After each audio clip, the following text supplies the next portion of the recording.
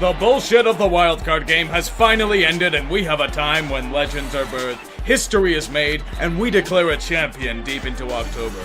It's World Series time. Let's take a look at our contestants this year. The locking and loading of this past offseason has paid off in spades for the Sox. Chris Sale has been the stud that this team needs to go far. Rafael Devers has emerged as one of the best young hitters in the game. They shed the panda and are lean and ready for another deep playoff run. Don't write off David Price either. Even though he's dealt with the drama surrounding the Boston media, he is still a worthy competitor. I'm expecting a great series between them and the Astros. Don't let the baseball world down.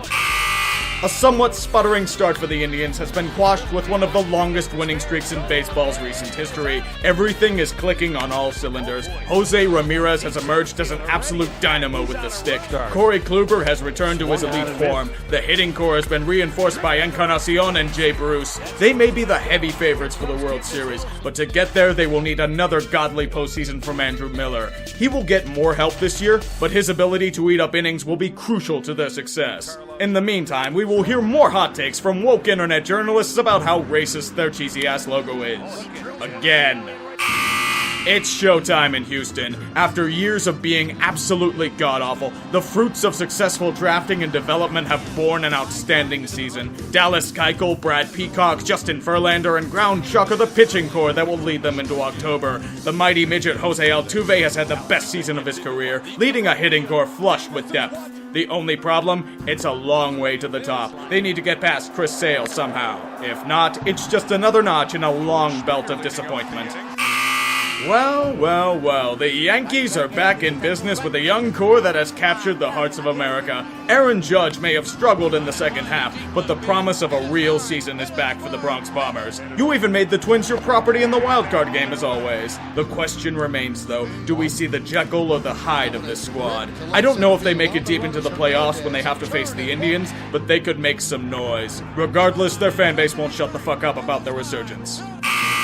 The meaningless regular season has once again passed, with the Nationals leading the charge in an incredibly weak NL East. But the holes have been patched. The bullpen is no longer absolute excrement. Michael Taylor is actually a capable hitter. Thankfully, Bryce Harper's freak injury hasn't cost him the postseason and he has returned. But will he return to old form? Do the Nationals have an answer for a white-hot Cub squad yearning to answer the doubters? Will the Nationals ever escape their incredible legacy of failure? You have 2 more tries with Harper, Washington. Don't fuck it up.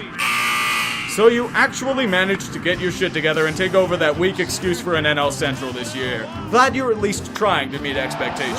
The pitching is nowhere near as rock solid as it was last year, but you can't sniff at a hitting core led by Chris Bryant and Anthony Rizzo. For all of our sakes, the Cubs cannot win the World Series once again. I doubt we'll be able to deal with the fan base for another go-around. This means they're winning it all again, doesn't it? So, been kind of a weird year for you guys, eh? First going on an incredible 43-7 streak in the middle of the season, then following it with an 11-game losing streak.